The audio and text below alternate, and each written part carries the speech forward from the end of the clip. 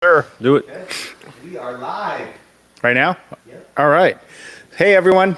Welcome to this episode of the Ask Valor Masterminds podcast, brought to you by Advanced Services and Fuse Networks. My name's Galen. I'm Joe. We're coming at you from the Creative Block Studios in Seattle, Washington.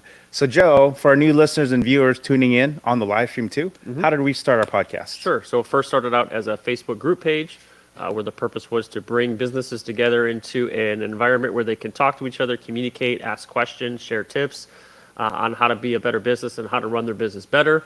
Because we're a marketing company, we get asked a lot of questions outside of just marketing. And so selfishly, we wanted to be able to learn. So we bring on different guest speakers to talk about all types of topics related to business. Awesome. And today we're glad to have in studio a real guest, not someone AI generated or anything. We have Mr. Rob Iddins joining us in studio. And today's topic is transitioning a legacy business. So before we get into the topic, Rob, could you introduce yourself to our audience, please? Yeah, so I'm Rob Iddins. I'm a local boy, born and raised in the Pacific Northwest, fifth generation, I believe. And I graduated from Kentwood. After that, I joined the United States Marine Corps, spent 4 years in there, got out, graduated from UW and Seattle U Law, and ultimately started a law firm. Awesome. Cut some stuff out in there. Oh, Right. I'm married. Okay. Married, have some kids maybe? I got Yeah. 2 kids. I have a 11-year-old daughter, Grace, and a 9-year-old son, Bert. And the name of your law firm? Is the Iddins Law Group. Awesome. And Iddins Injury Law. All right. Opened a second location. Nice. Congrats. Thank you. So before we get started on the topic, we like to get to know our guests. So the first question is, Rob, what are some early lessons learned as an entrepreneur? Well, number one, I think the biggest lesson I learned was that I'm not just an attorney. I'm a businessman. And you have to carve out time to work on your business, because you can spend all day and night just working on client needs, but if you don't work on the business, you're not going to move forward. Awesome. Nice. What's been the best piece of advice that you've been given? I've received a lot of good advice over the years. One of them is you can't wear the $20 an hour hat, right? You can't do everything. You have to delegate to elevate. I like And that. So Delegate I've finally learned how to do some delegating, and it's been working. Awesome. So why is marketing important? I mean, marketing is important just, for client acquisition, right? You've got a certain sphere of influence, and our company has traditionally been very heavy on referrals. Good reputation from the preceding attorney, and we've kept that reputation. But that's the sphere of influence, right? So marketing can get you outside that sphere of influence to the people you don't know or that they know, and get leads that way. Awesome. Nice. So now we come to the part of our podcast, our Advanced Services Pump You Up Quote of the Day. So we ask our guests a motivational quote. And since it's baseball season, I asked Rob for a quote, and from Babe Ruth. Joe, you mind reading it for us, Sure. please? I swing big with everything I got. I hit big or I miss big. Babe Ruth. Yeah. Why does that resonate with you? That resonates with me because, as an entrepreneur, you're going to have failures, and you have to go ahead and take those failures in stride. You're going to swing big, and you're not always going to hit big. You're going to miss big. Right. In fact, out of every 10 ideas I have, probably 9 of them are losers, but one of them, I'm going to knock it out of the park. Yeah. That's awesome. That's a great mentality to have in business. So now we have our Fuse Networks Did You Know segment. So for today's Did You Know segment, you mentioned you served the country in the United States Marine Corps. Before we kind of get into transitioning into a legacy business, what are some of the values you learned in the Marine Corps that has helped you become, a successful business person? Right. So first and foremost, just being a team player, honor, courage, commitment, integrity, all those things. They're not just punchlines. It's how you live, and what I've taken with me from the Corps into the practice of law. Awesome. And you have been, the Iddins Law Group is a client of Valor Marketing, and actually you were one of our first Valor Cares winners on our initiative that we have. can you just refresh our audience what our Valor Cares initiative was when we had it? Yeah. So the purpose was during COVID, we wanted a way to give back to businesses in general, whether they're local to us here in Washington State or whether in another state. But the goal was to just be able to give back. And the way that we can give back the best was to build an online foundation for business. And the best online foundation is a website. So we had people submit, and then we chose winners each month, and then we built out a free website for them. Awesome. So since we, And I've got a lot of compliments on that website too, so thank you. oh, thank you. Yeah. So how, when we built your website, it wasn't always Iddins Law. Can you tell the story of the practice on what it was before, when you came aboard, and kind of the early steps of that, what that transition looked like? Yeah, so I partnered up with an attorney, Dave Gagley, back about 10 years ago. Okay. And I was actually, we weren't partners right away. I moved into the office and he was just kicking me down business, and I was running my own firm, which I'd been running out of my house for a few years, poverty level. I was struggling. So it was funny, that was going along swimmingly for, 8, 9 months, and we realized pretty quickly that it would be a good partnership. We were so busy working in the business, though, we weren't able to work on the business and get that drafted up. But when we finally did, we partnered up, and we came up with a structured buyout plan for the firm, too, because he was in his 60s and realizing that, he wasn't getting any younger. And so, yeah, that's how that started. And what kind of law firm, what laws do you, areas of practice Right. do? So when I came in, he was practicing estate planning, Okay. which is wills, trust, powers of attorney, probate, when someone passes away, and then elder law, which also encompasses all of that too, but Right. some Medicaid planning and stuff like that. Yeah.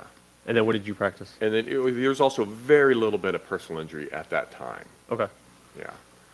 And I was pretty much acting as a general practitioner, although I had morphed into doing estate planning because so many of my friends had kids and were married and didn't have anything in place. And so that kind of naturally involved. I don't think any kid grows up thinking, I want to be an estate planning attorney. Right. But it happens. So, Right.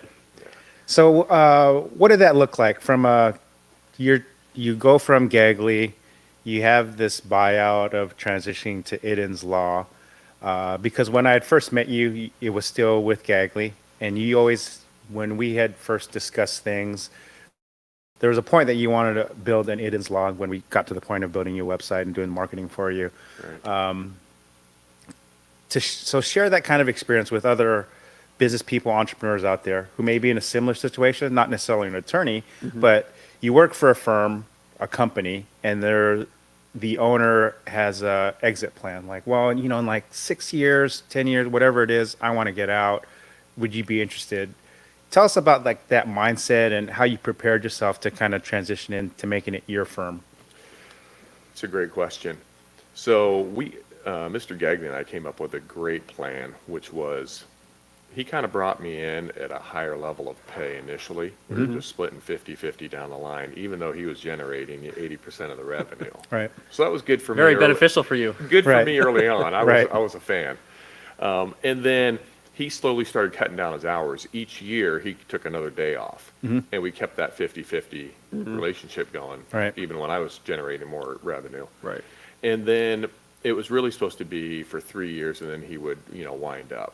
But the truth is, he kept working another 3 years after that, kept down a little bit more, and we kept a partnership share. Right. And it was kind of a 10-year buyout. That was a 10-year plan. And so the last 7 years, I would pay him, a percentage of the gross revenue for the firm. But he kept working those, like I said, another like 4 years or so. Yeah. So, we're in the last year of it now. So he's going to get 3 more checks from me, and then we're going to go celebrate. We head to Hawaii together or something. So is there like But- a partnership agreement you would have to put together for something like that to take Yes. place? Yeah, we drafted up a partnership agreement that took into account the different benchmarks and So when was day one of the Iddins Law Group then? yeah. So day one, I believe that was about 3 years ago on January 1st, 2.5 or 3 years ago. And I was actually a little nervous about transitioning from the Gagley Law Group to the Iddins Law Group just because he had such a great reputation in the community. I was wondering, are the leads going to fall off? Will the referrals fall off? And that's about the time we brought you on, Right. too, or maybe a little bit before that. So you really helped us make sure that didn't happen. In fact, not only did that not happen, we've grown considerably over the past 4 years. So, tell us what that has looked like from the client perspective of working like with a marketing company, which happens to be us. How has that helped your growth specifically with your firm and now your new firm you're pivoted off? Well, I'm not sure I understand your question. So how much has internet marketing or with the services Valor Marketing has provided you help fuel the growth of Iddins and now Yeah, yeah. the Iddins And the caveat Energy to Group? that is because you're going from a legacy business, so you're Gagley Law. Now you're transitioning to a brand new name of a firm, right? So no one knows who really Iddins Law is unless they have referrals to you. So you have to do marketing in order to transition from now I'm Gagley Law, now I'm Iddins Law. This attorney's going away. This is going to be the prominent attorney. How do you incorporate marketing into that to help with that transition? Right. So yeah, having you guys do the SEO for us and getting our name out there and prominent out there has been, instrumental, because almost it seems like everybody's Googling. Yeah. And you Google near me, attorney near me, estate planning attorney near me, and we're popping up there on first page. We've conveyed the message to our current client base also through newsletters that we've drafted up and told them about the transition and all that. Yeah. Was there a point in the beginning where maybe on the website it says previously known as Gagley Law, now we're Iddins Law? Do you do anything like that? I don't think we did that. I think we just used the newsletter, or maybe you can refresh my memory. I think what we did was on the Google business page, it was Iddins Law, formerly Gagley Law, for about a 3-month period. Yeah, it's true. Because Okay, people yeah. were calling still, knowing the Gagley phone number, but asking for Rob or some of the staff there. Do we do like a 301 redirect? We did So eventually. can you explain what a 301 redirect is? So a 301 redirect is when a business has, in this case, an existing domain. They start a new website, a new domain name, so your www.yourbusiness.com. And your previous domain, if they type that in, we would just point it to the newer website, the new domain, Like a call forwarding. like similar to a call forwarding for a period of time. Eventually, that went away when we ranked higher and higher. But for businesses that have that, it's often a tactic internet marketing companies will do, so you don't lose that traffic, Right. the people, the branding, the loyalty that you have. Okay. So talk to us now.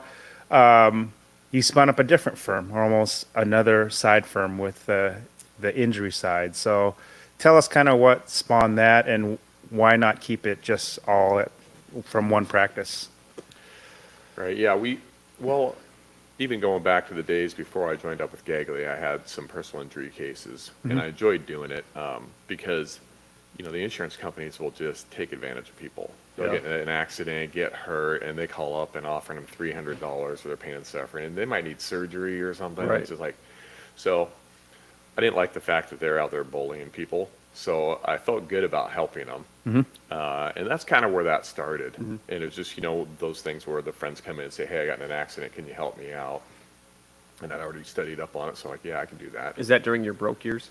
Yeah, that was during the broke years. Yeah. Broke years. Yeah.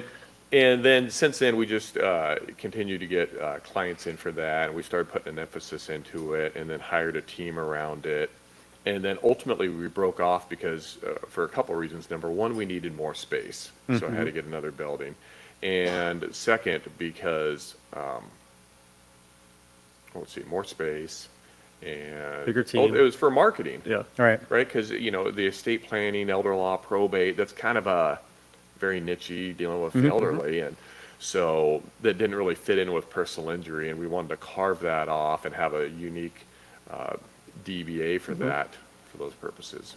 Okay. So let's put the business hat on. So transitioning from a legacy business. So for people in that similar spot, what are one or two things that you learned that you would share with other people, other business owners similar to wanting to take that path? Is there something like, if I ever do this again, these are one or two things that I'm going to always do?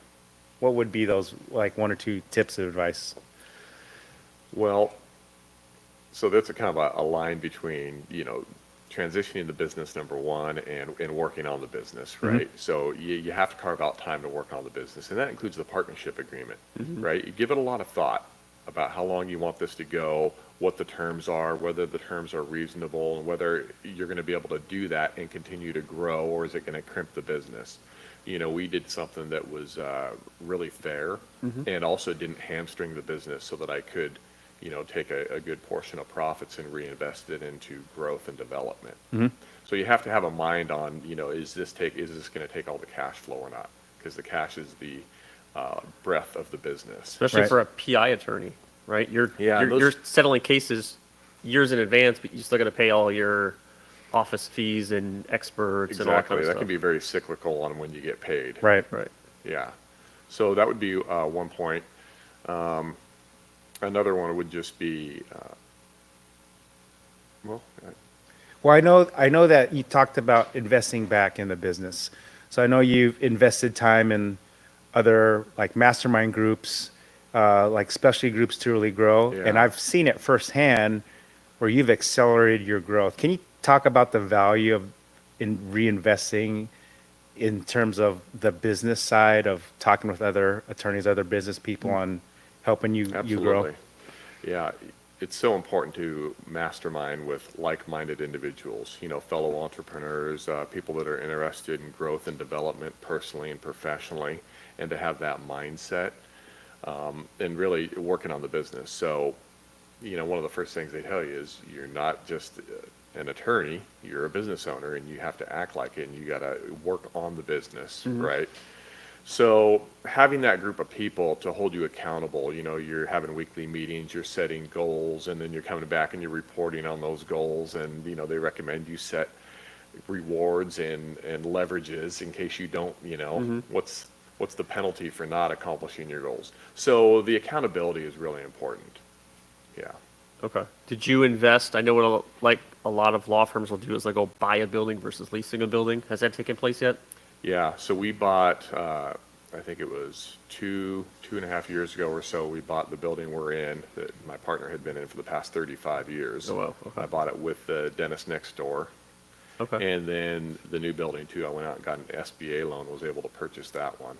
Can you talk to our audience about your process in getting an SBA loan? Because I think a lot of businesses, It's they a go out nightmare. there. Well, as far as like businesses, they're like, well, how do I get this money? And a lot of people don't even think about SBA. Right, so, I mean, you really have to have your finances in order. Luckily, I've got a great billing agent and, you know, entering all the books and everything, and then a CPA that's preparing the books and the records, and the SBA, they want it all. Then I must have sent them 100 different pieces of information and resent stuff. I mean, it was not an easy process. It took, I don't even know, maybe 60 hours of my time over a period of 3 months. Wow. Had to get multiple extensions, and the seller was getting a little antsy about the whole process. But we got through it. I mean, I'm glad I did, but it was a process. I mean, it's not for the faint of heart. But the length of turn on an SBA loan is what, typically longer for your payback? You know, I think it's a 30-year payback. Okay. Yeah. I don't know very many business loans that are going to give you money and wait 30 years to get it all back. Right. That's the advantage of Right. that program. In fact, there's a prepayment if you pay it off early. They have prepayment penalties. So. Okay. So on the flip side of it, are there one or two things that you would advise not to do, like things not to do in this process of buying out, you know, the business owner? Were there things that you saw like, oh man, those are red flags? If I went through this process again, I would stay away from these two things or one or two things. Well, that's a good question. I can't think of anything offhand because, you know, we dealt with everything, and we really just came from a place of transparency and honesty and trust in each other. If you didn't have that, then I'm sure there would be some additional red flags. You'd want to do some due diligence, but, you know, being in the firm and seeing the value that it held, I really didn't have any concerns with what transpired going forward. So this model of But- the transaction, did you see another attorney that you counted on for advice, like who did something similar? Or was when you worked with Mr. Gagley, this is your first go around, and you kind of just found a common ground with him of like a succession plan almost. Yeah, it really was. And I kind of relied on him. He was really the drafter of the plan. Okay. I definitely got in there and made some edits to it. And, we had a meeting of the minds about it. But, yeah, I mean, got to be careful. Because Yeah, a lot we of have- guys in the M&A space, when you're buying a business, some people just want to, all right, this is the value of my business. And a lot of times it's not the value of the business, it's the value of like the equipment. And they're just like, all right, what's the highest number I can get? Great, get the check, walk away. And then you have all these employees you still have to worry about. Where in some cases, the person who's selling really doesn't give a shit about the people that he's leaving behind. In some businesses, you're taught when you buy a business, you really want to worry about like how the transition is going to work. In this case, Mr. Gagley worked with you. In a lot of business buyouts, the same. You're going to get a payout. Then you're going to work there for however long. You're going to make sure that your employees are still taken care of because you want to make sure that whoever is purchasing the business is still going to take care of the employees you're leaving behind.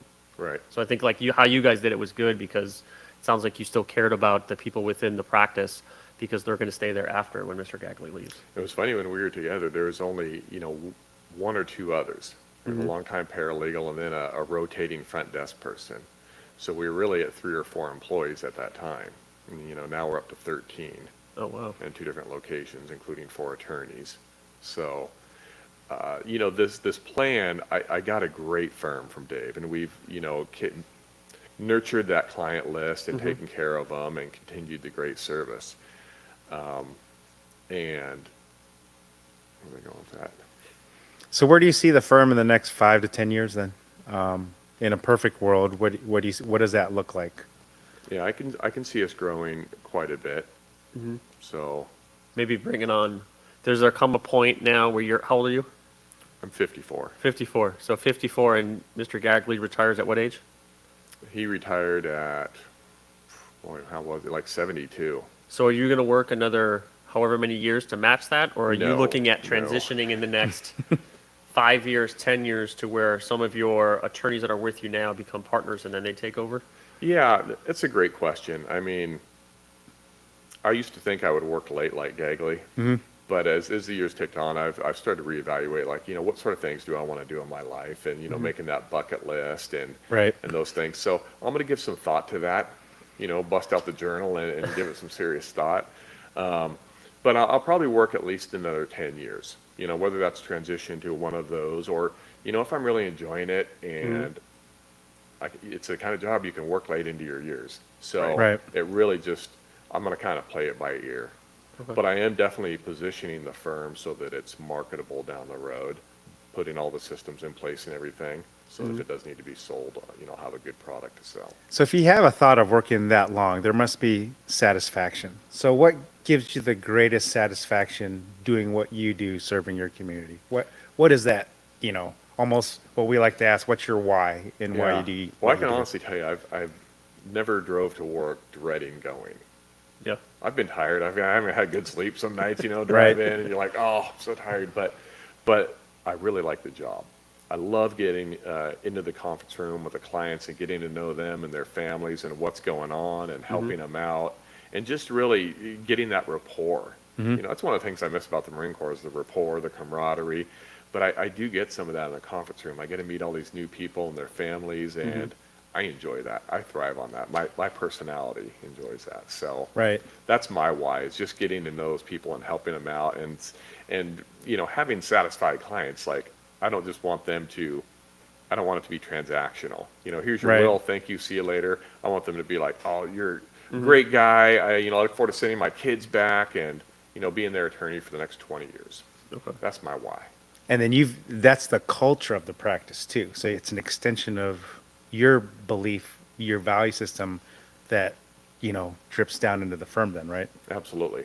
Yeah. Yeah. So with marketing, I'm going to ask the question. With marketing, what types of marketing do you do? And then what do you look for? Why have you worked with and partnered with Valor Marketing as long as you have? So for the first 6 years at the firm, we really didn't do any marketing. We had a bulletin in the church. Okay. Church bulletin. We had a flyer in there. Other than that, it was just all networking, referrals, and stuff like that. So partnering up with Valor Marketing was the first time we actually hired any marketing company. And it's just been wonderful. So many people are like, oh, we found you on Google. And so we've really seen those numbers rise dramatically, where now it's like 50% referrals and 50%, they found us on the internet. And that's a direct result of the good work you guys are doing. Okay. Oh, thank you. Thank you. Yeah. Any last questions, Joe? For the people that are local listening, what are the best types of cases you like to take on? Well, certainly any personal injury cases. We've taken on personal injury and wrongful death. Our firm's unique in that we can, initiate a probate for them, because you have to have an executor appointed through the probate process in a wrongful death case. So we can handle the wrongful death and the probate. But any of those clients, if they need to have their estate planning done, they haven't had it done, or need to have it reviewed, those are great referrals too. Okay. And are you just licensed in the state of Washington? Yes. Okay. All right. So on behalf of our sponsors, A Advanced Services and Fuse Networks, my name's Galen. I'm Joe. We're coming at you in studio live with a guest from the Creative Block Studios in Seattle, Washington.